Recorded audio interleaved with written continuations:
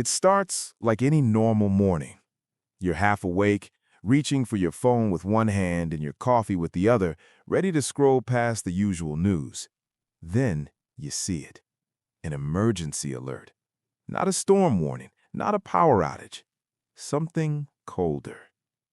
Global telescopes have detected a fast-moving object approaching Earth. You blink. You reread it. Your stomach tightens. At first, your brain tries to protect you with easy answers. Maybe it's an asteroid, maybe it's a space rock they're overreacting about. But the next line kills that comfort. It is not natural, high confidence, artificial structure.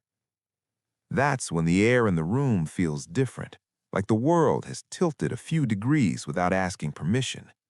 Within minutes, your city changes. Sirens begin to echo. TVs in cafes switch from cartoons to breaking coverage. People stop walking and start staring at screens. Strangers talk like they've known each other for years because suddenly everyone shares the same fear. The object is still far out, but it's moving fast. Scientists estimate about 1 week until it reaches us. 1 week. That sounds like time until you realize it's nothing. It's 7 mornings, 7 sunsets, 7 chances to pretend this isn't real before it becomes the only thing that is real. And here's what makes it worse. The object isn't talking. No signal, no message, no greeting. Every attempt we make, radio bursts, mathematical patterns, bright pulses of light, gets ignored. The craft doesn't slow down. It doesn't answer. It just keeps coming. That silence becomes its own kind of language. People online start arguing instantly. Some say it's a test. Some say it's a threat. Some say it's a gift from the stars. Others whisper the darkest thought of all. What if we're not even worth responding to? Governments call emergency meetings. Military planes begin circling. Satellites pivot. Scientists rush to microphones, trying to sound calm while their eyes betray them. Because we all feel the same thing beneath the words. We are not ready. Not because we don't have weapons, not because we lack technology, but because we don't even understand ourselves well enough to handle something bigger than us. We can't agree on borders or truth or how to share one planet peacefully. And now something from beyond our planet is on the way, something we didn't invite and can't stop. That's when a terrifying comparison starts spreading. The first time isolated cultures saw ships arriving from the horizon, the people on shore didn't know what was coming. They didn't know what those visitors wanted. They didn't know if those sails carried trade or tragedy. And right now, Earth is standing on the shore. Except this time, the ocean is space, and the ship is not made of wood. But here's the twist nobody is talking about yet. What if the craft isn't coming to Earth, but coming past Earth, and we are about to do something that makes it turn its attention toward us? If we find aliens tomorrow. By lunchtime, the whole planet feels like one crowded room. Every screen shows the same thing, a moving dot on a black background, a line of numbers, and the words non-natural structure, repeated like a drumbeat. It's strange how something so small on a chart can make billions of people feel powerless. Outside, the world keeps moving. Cars still pass, kids still laugh, people still buy groceries, but everything feels staged, like we're acting normal because we don't know what else to do. At first, the internet becomes a storm. Some people shout, "This is fake." Others claim it's a secret human project. Some call it a miracle, a sign, a rescue. And some, quietly with shaky hands, start searching for how to say hello to aliens, as if the right sentence might save us. Then, the scariest fact becomes public. The object has ignored every attempt at contact. No answer to radio messages, no response to light pulses, no change in speed. It doesn't even turn, like it's not curious, like it's not checking who we are. That silence turns fear into imagination, and imagination turns into panic. Because humans can handle bad news. We can even handle dangerous news. But unknown news? That breaks people. Governments try to sound confident. They hold press briefings with calm faces and careful words. They tell everyone to stay peaceful, stay informed, stay united. But behind that calm voice, you can feel the truth. Nobody has a real script for this. Scientists explain the basics in simple language. They remind us that if something the size of a city is heading our way, we would detect it early, days, maybe more, because our telescopes and space instruments are always watching. If we find aliens tomorrow, her. They also repeat what makes this different from an asteroid. The movement is too controlled, too perfect, too deliberate. If we find aliens tomorrow, her. That word, deliberate, is what keeps people awake at night. Because if it's deliberate, then someone designed it. And if someone designed it, then someone chose a direction. You start noticing the changes in small things first.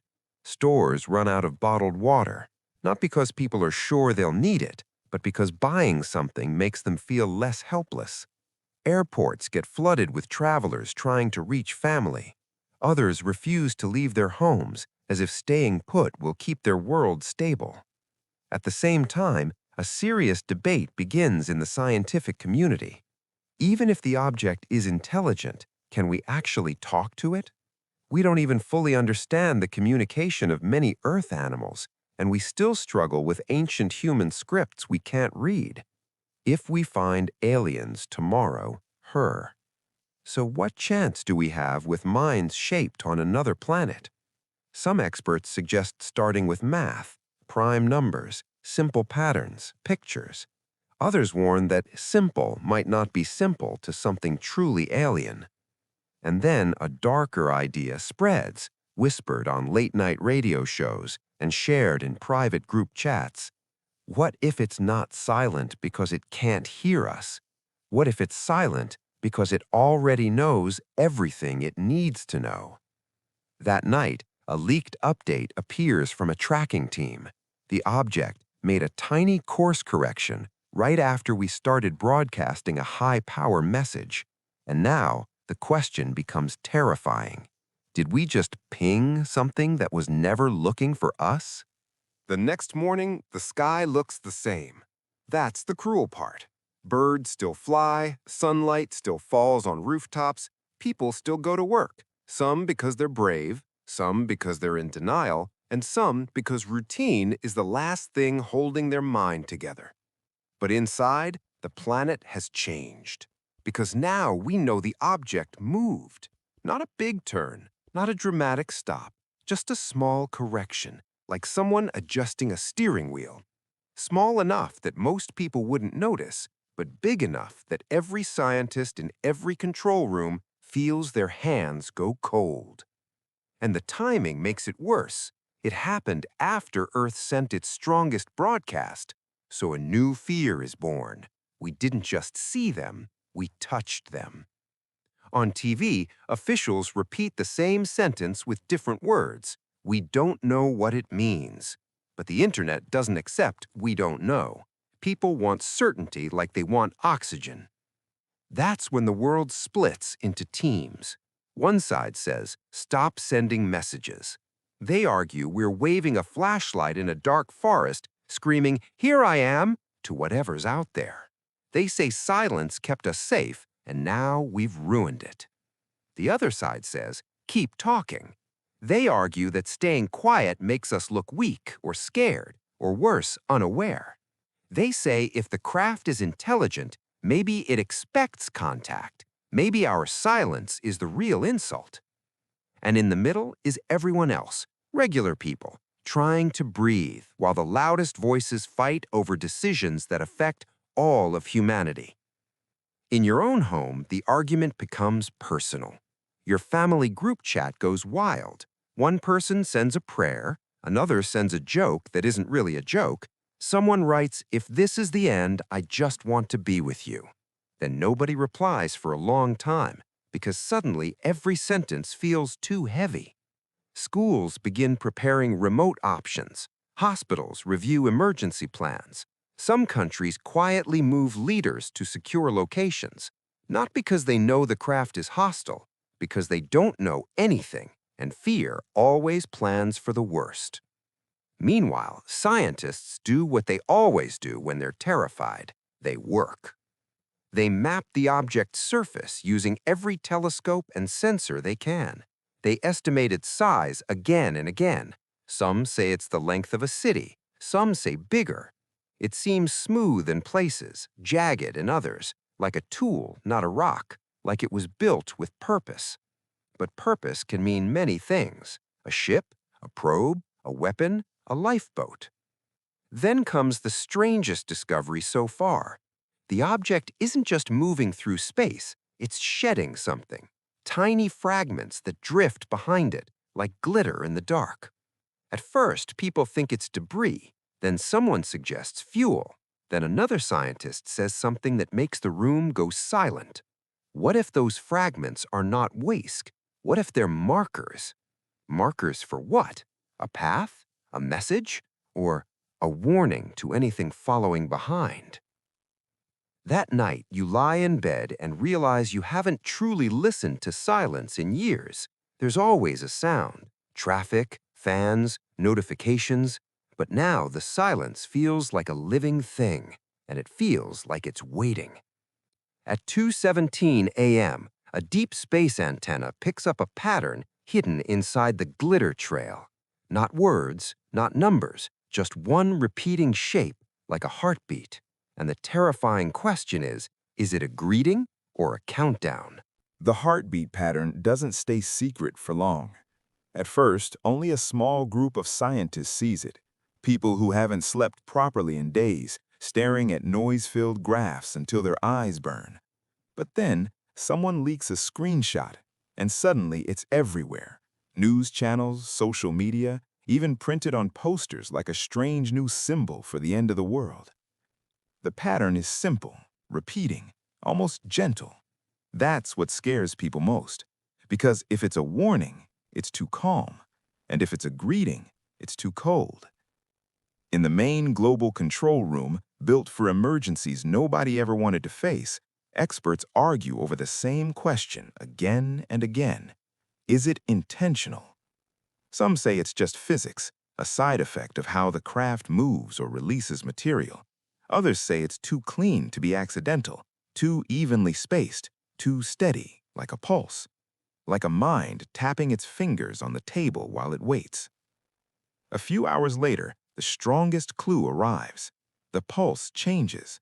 Not much, just a tiny shift in timing, like someone listened and adjusted their rhythm to match us. That small change hits the world harder than any siren. Because a rock doesn't adjust. A machine might, but a listener definitely does. People react in strange human ways. Some cry with relief, real relief, because for the first time it feels like we're not alone in the dark.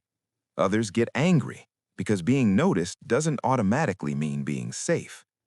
Religious leaders speak to packed rooms. Some say this proves a bigger plan. Others warn it could be deception. In small apartments in big houses, families sit together in silence, watching the same symbol over and over, like it might suddenly become understandable. And then, like a match dropped into gasoline, someone makes the worst possible suggestion. We should answer with a stronger signal, not math, not music, something emotional, something that shows we're alive. The idea spreads fast because fear loves dramatic solutions. A public vote begins online. Millions participate. People submit messages, greetings, poems, recordings of babies laughing, even videos of weddings and funerals. They want to show the visitors our heart, our story, our pain, our love.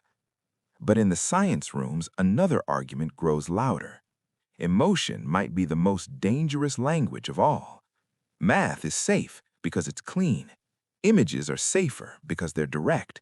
But emotion can look like weakness or threat or challenge, or worship, and we still don't know what kind of mind is approaching Earth.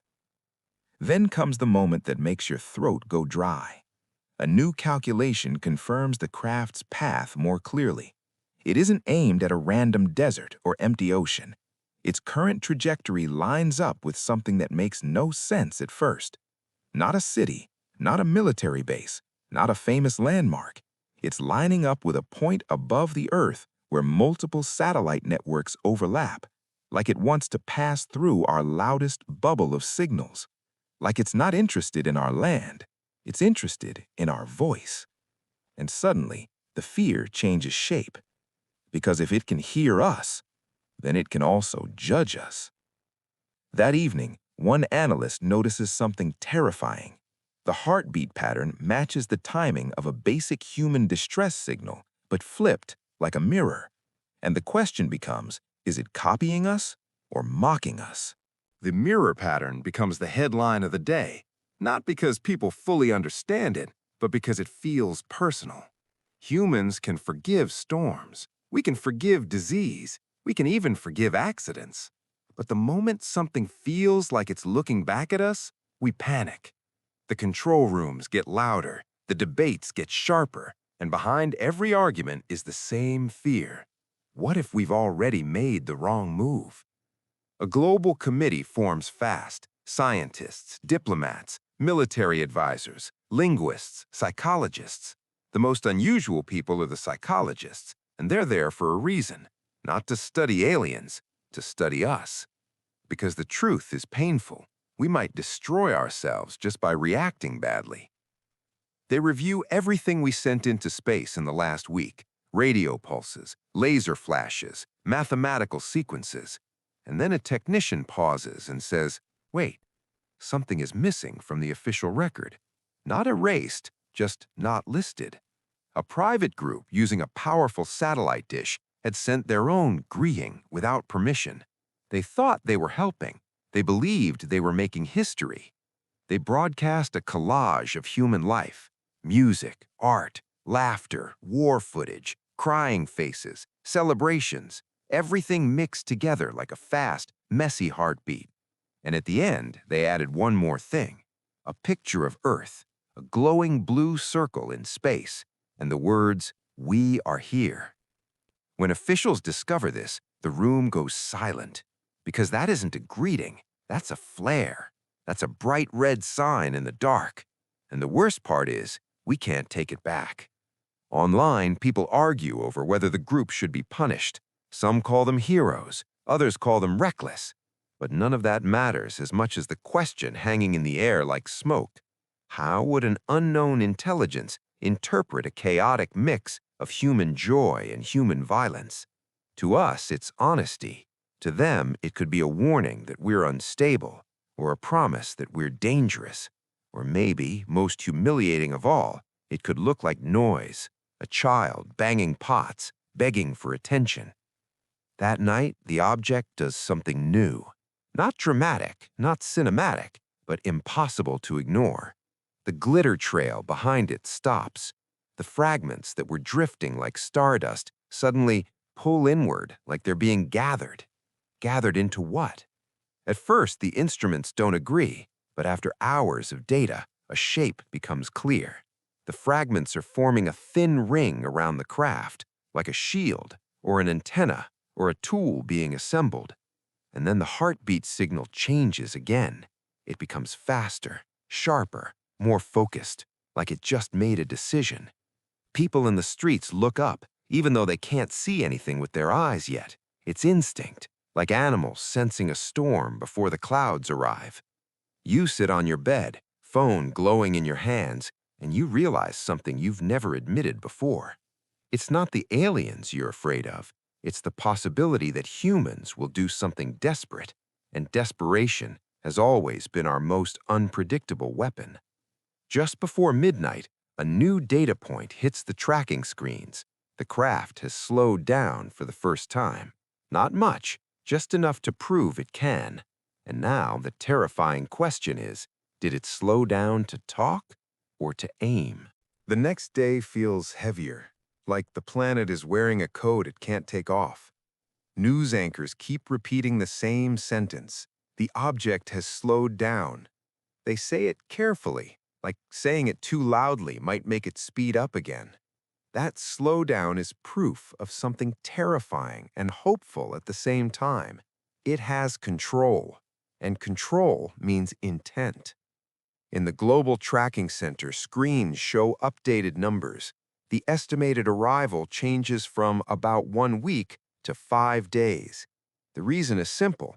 Once it slowed, it also adjusted its angle like it was choosing a better approach. That phrase spreads everywhere, a better approach. Better for who? Outside, people begin doing emotional math. 5 days becomes 4, then 3. Suddenly, tomorrow feels like a precious thing. You start noticing details you always ignored, the way light hits the wall, the sound of someone laughing in the next apartment, the smell of food from a street stall. Small things become sacred when time feels short. Then, in the middle of the fear, something strange happens. Telescopes catch a faint flash near the craft, not like an explosion, more like a deliberate blink. A few seconds later, another blink, then another. The timing isn't random. Scientists feed the pattern into software, trying every decoding method they know. For hours, nothing fits. Until a young researcher, eyes red from no sleep, tries something no one expects. She compares the blink pattern to Earth's strongest radio broadcasts. Not the messages we sent this week, but the signals we've been leaking for decades. Weather radar, satellite pings, old TV towers, deep space tracking. And suddenly her hands start shaking because the pattern matches a structure in our own signal habits. Like the craft is learning our rhythm by listening to our noise, not our words, our footprints. That realization hits hard. We didn't introduce ourselves with a speech. We introduced ourselves with our mess, with our constant buzzing, with our need to talk even when we have nothing important to say. Then comes the moment that makes the room go silent again. The craft sends back a new signal, not a blink, not a pulse in the glitter trail, a direct transmission. It is short, clean, and repeated 3 times, as if it expects us to miss it the first 2. At first, it sounds like nothing, a flat, cold tone. But when the audio is broken down, it's not one tone, it's layered, many tones at once, like a chord. And inside that chord are tiny variations that resemble our own recorded transmissions, not copied perfectly, not played like a tape, more like someone imitating a language they don't fully understand yet. The entire world reacts at once. Some people cheer, some people cry, some people fall to their knees, some people run outside hugging strangers, because it finally feels real in a new way. Something out there is not only near us, it is paying attention. But the fear doesn't vanish, it transforms, because the signal includes one detail nobody can explain. Hidden under the chord is a soft, repeating click. 1, 2, 3, 4. Then a pause. Then again. 1, 2, 3, 4. It's too steady to be accidental, and it sounds like a lock being tested or a door being tried. And in a quiet apartment somewhere on Earth, you whisper the thought you don't want to admit. What if this isn't first contact? What if this is first access? Hours later, satellites detect a strange ripple, like the craft is scanning the space around Earth. Then a terrifying alert appears on one screen. The scan is centered on our communication networks, not our cities. And the question becomes, are they trying to talk to us or log into us? The idea sounds crazy at first. Turn off the networks. Not forever, not everywhere, just enough to see if the craft is reacting to our signals or feeding on them, studying them, using them like a map. But just enough is not a simple switch. The internet is not one cable, it's millions of cables, towers, satellites, servers, threads holding modern life together. Still, fear makes people agree to things they would never accept in normal times. So that evening, governments announce a temporary global communications reduction. They don't call it a shutdown. They choose softer words, like soft words can soften what's coming. Phones still work for local calls in many places, but video apps slow down. Social media becomes shaky. Streaming stops. International connections weaken like a voice fading in a storm. And for the first time in years, the world starts to sound different. You step outside and hear things you forgot existed. Real wind, real footsteps, real silence between sentences.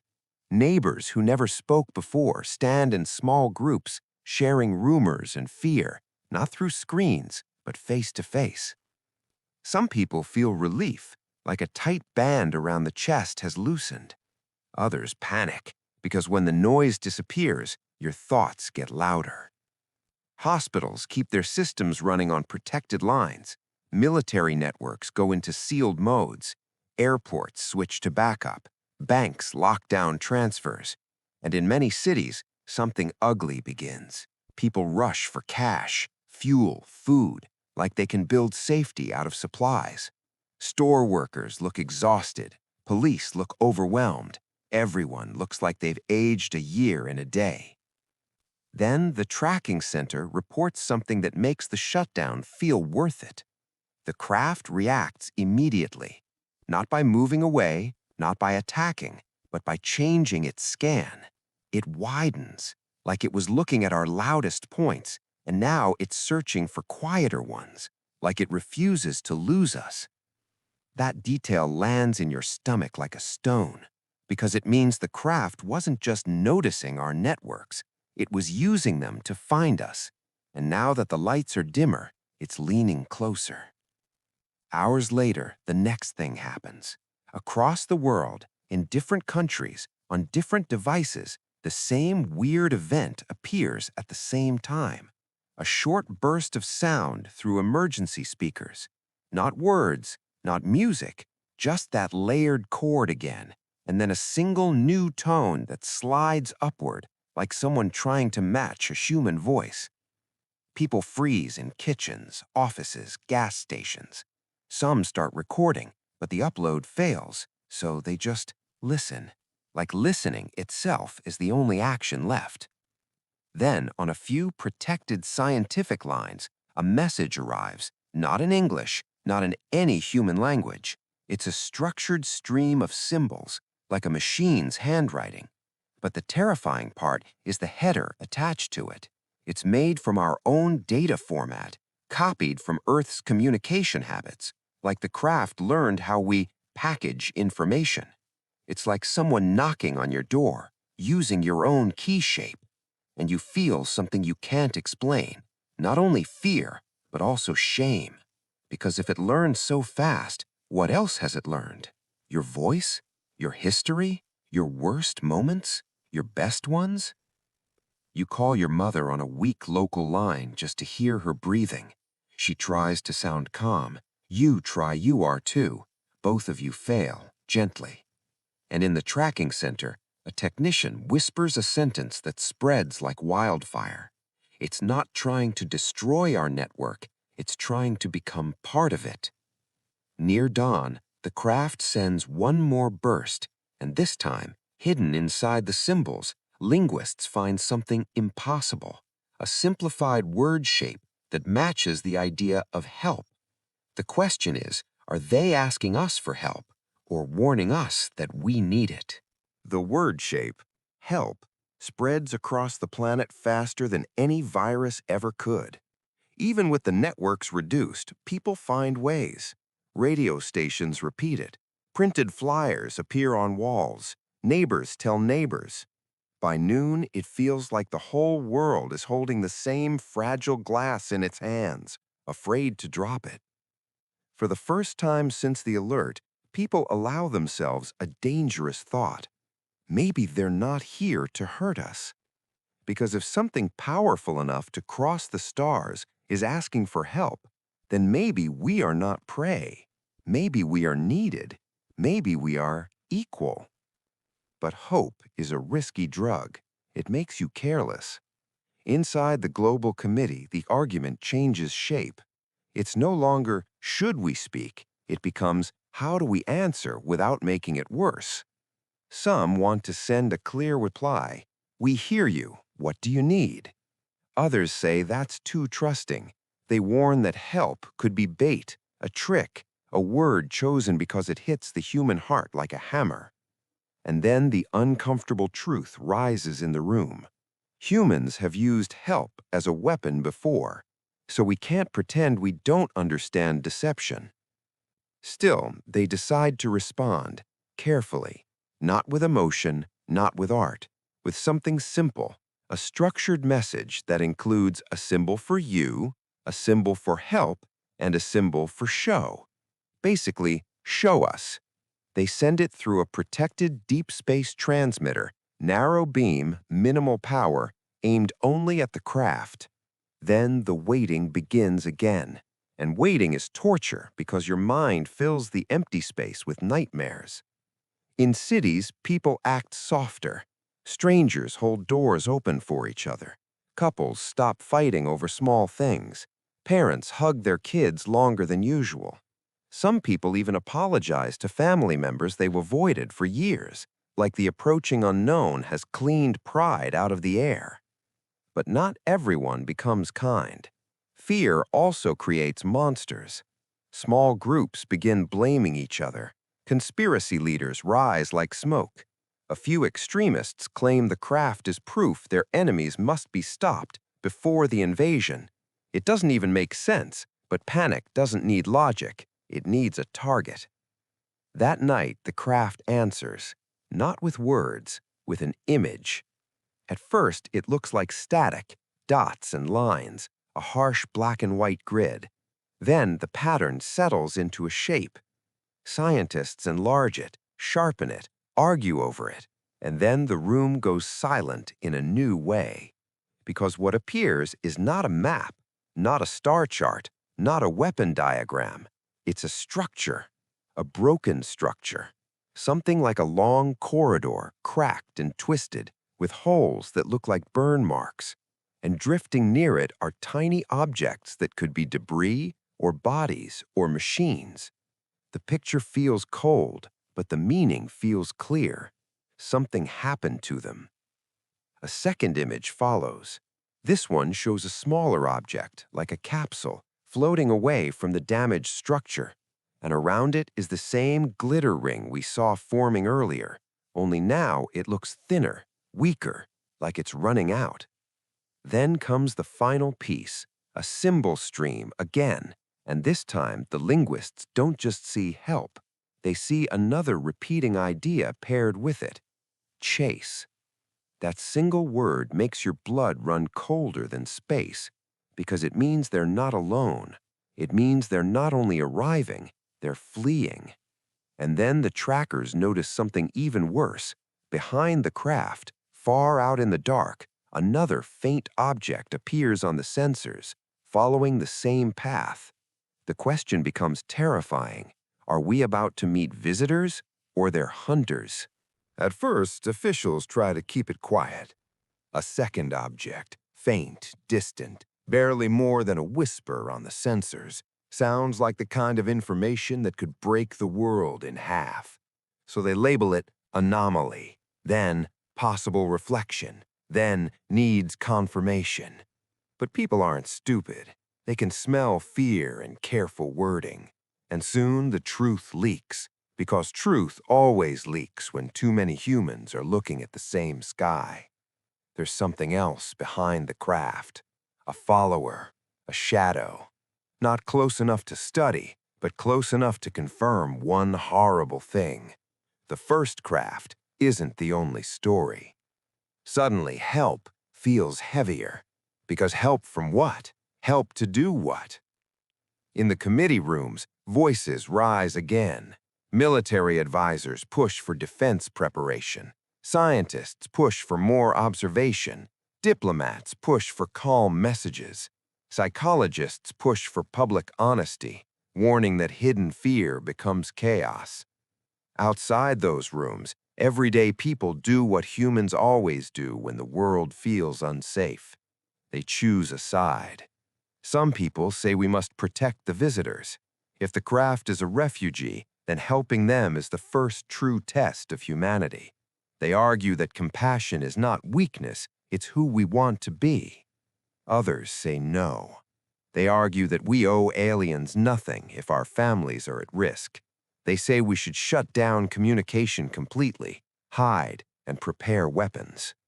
And then a third group rises, smaller but loud, saying we should join the second shadow because the winner is obvious. That last idea is the ugliest one, not because it's new, because it's human. Meanwhile, the first craft gets closer, and for the first time, people can actually see something with their own eyes. Not detail, just a faint moving point in the night sky, a star that refuses to stay still.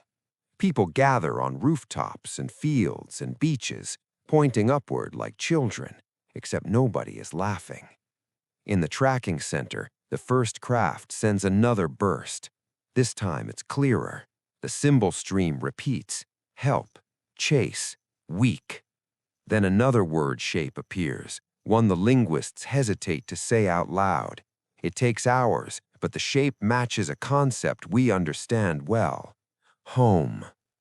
The meaning hits like a punch. They are not just asking for survival, they are asking for a place. But Earth is not an empty hotel with open rooms. Earth is crowded. Earth is fragile. Earth is full of people who can barely share resources with each other. So what happens if we say yes? And what happens if we say no? That night, something small but dramatic occurs. The first craft releases a single capsule. It separates and drifts toward Earth on a controlled path, not falling fast like a meteor, gliding, measured, as if it knows exactly how to enter without burning up. Panic explodes. Some countries demand it be shot down. Others beg to let it land. Social media is weak but still alive in places, and clips spread of the capsule shining like a new star. In a quiet moment, you realize something terrifying. No matter what we do next, history is about to lock into place. If we destroy it, we may start a war we cannot finish.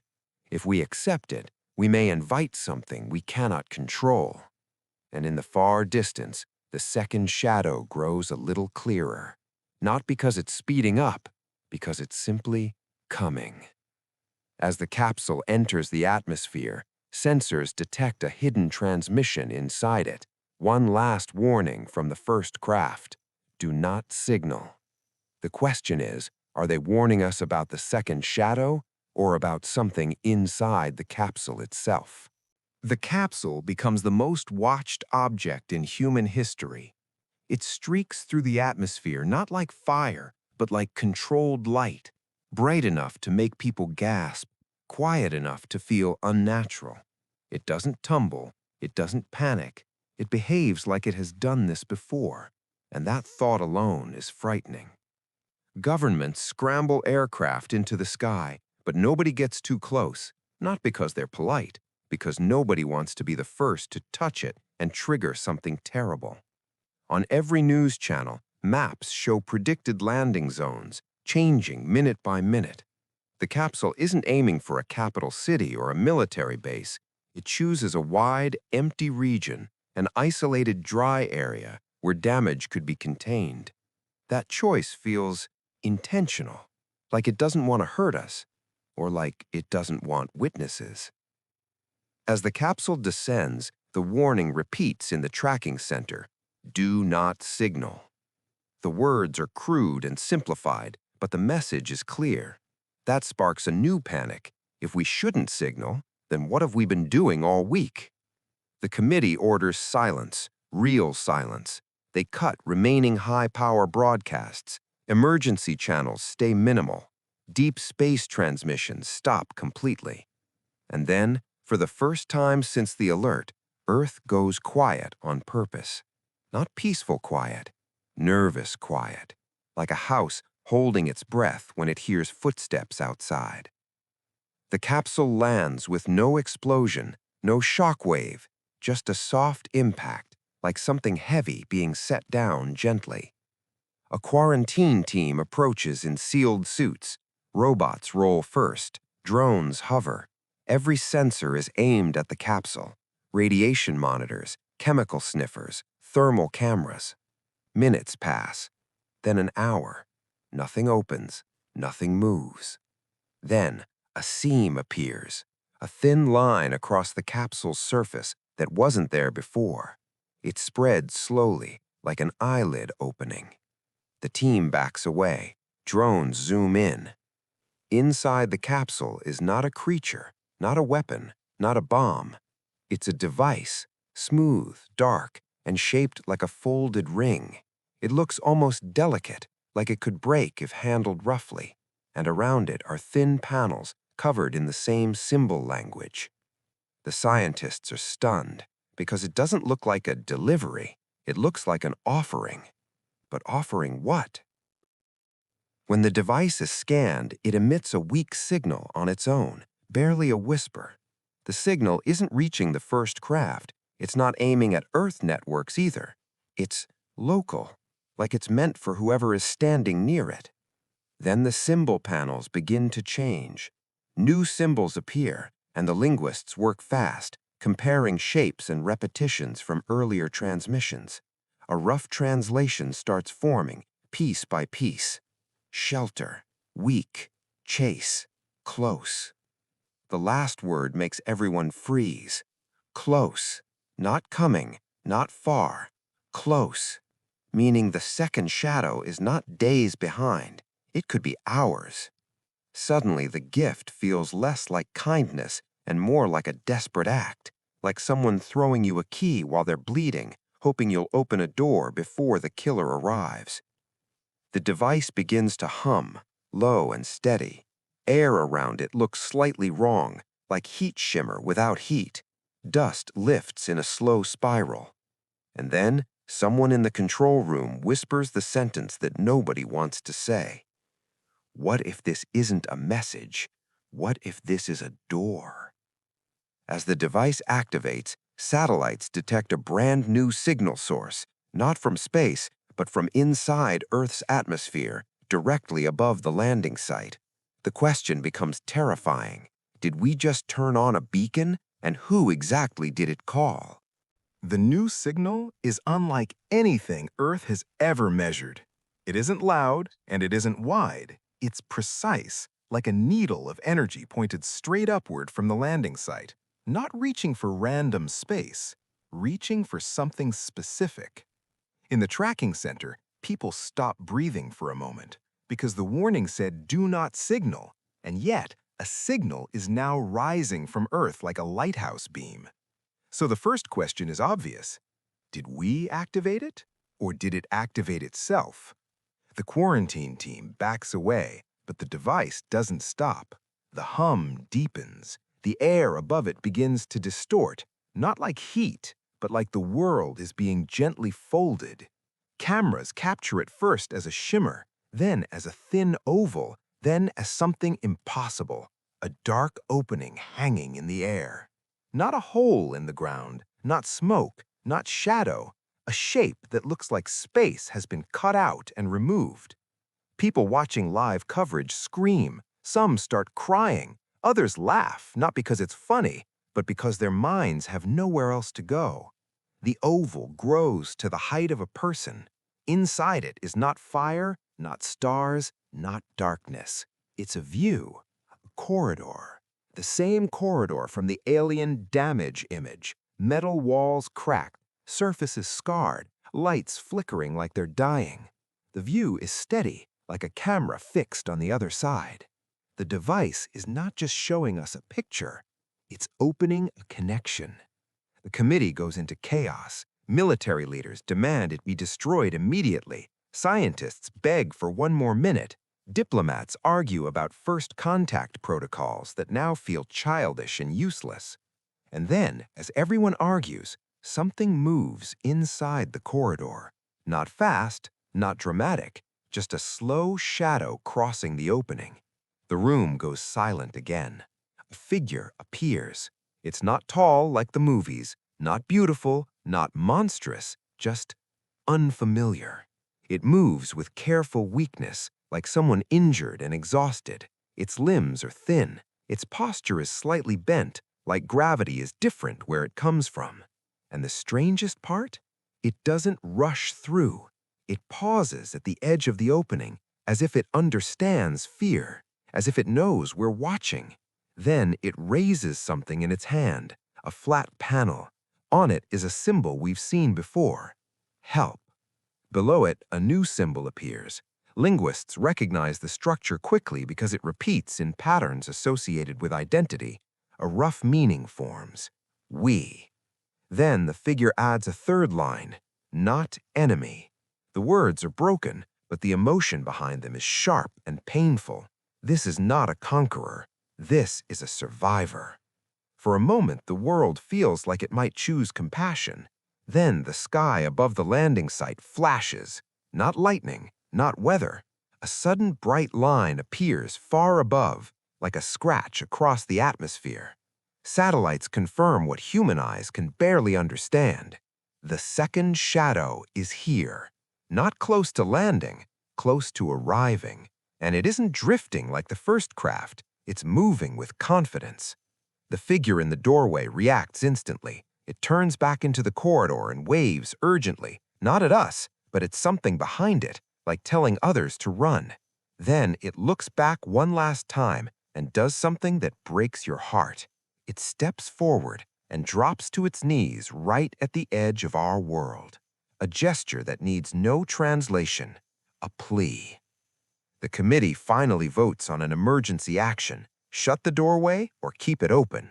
But before they decide, the alien figure points upward, toward the sky, and the panel flashes a final message: they hear thoughts.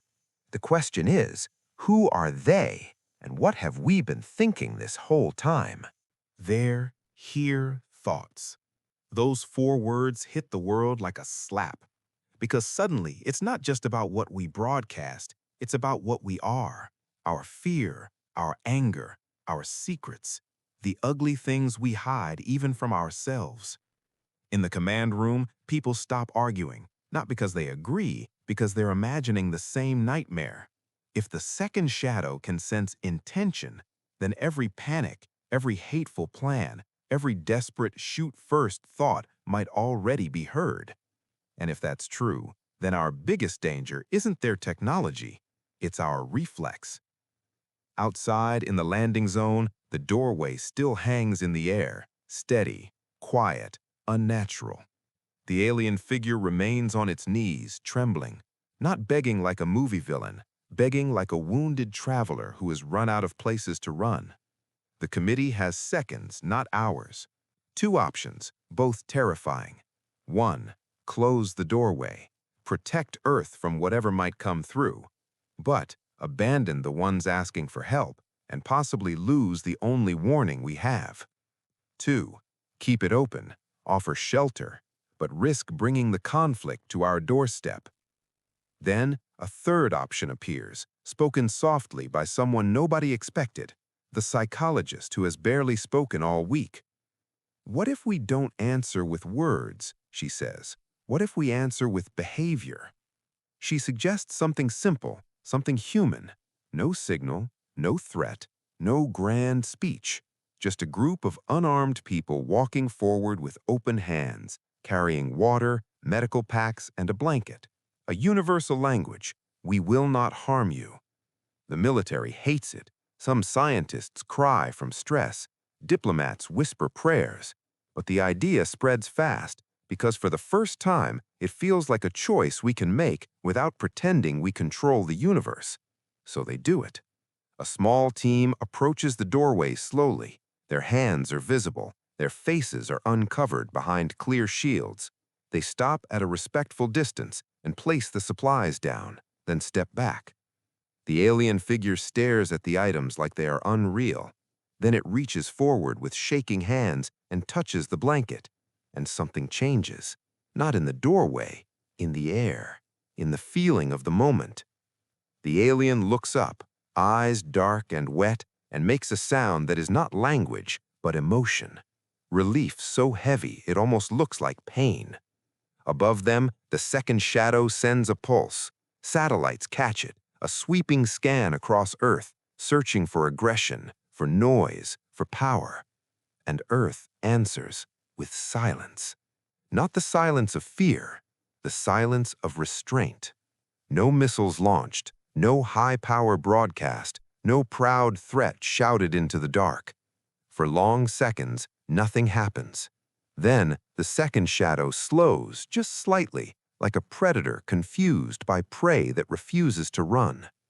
The alien figure turns back through the doorway and motions urgently. More shapes appear behind it, thin, injured, frightened. Not an army, a scattered family of survivors. One by one, they step through. The doorway device hums louder, then begins to dim like a battery draining. The lead alien presses a panel into the dirt. A final symbol appears, easy to understand even without translation. Thank. Then, before anyone can stop it, the doorway collapses inward with a quiet pop, like a bubble bursting. Gone. No way back. No more warnings. Just us and them on the same Earth. In the hours that follow, the second shadow drifts past the planet, circling once, scanning, listening. It pauses like it's tasting the air of our choices. Then it continues onward into the dark, as if Earth is no longer interesting. Not because we were strong, because we were careful. Because for once, we didn't let fear drive the wheel. And when the sun rises the next morning, it looks the same, but the world underneath it is not. And years later, when people ask, what saved us? The answer isn't a weapon or a miracle. It's the moment humanity chose to be human, even while the universe was watching. May this message strengthen your faith and renew your hope. Thank you for staying until the end. If this touched your heart, like, share, and subscribe to Astro Realms for more uplifting content. May God's blessings overflow in your life. See you soon.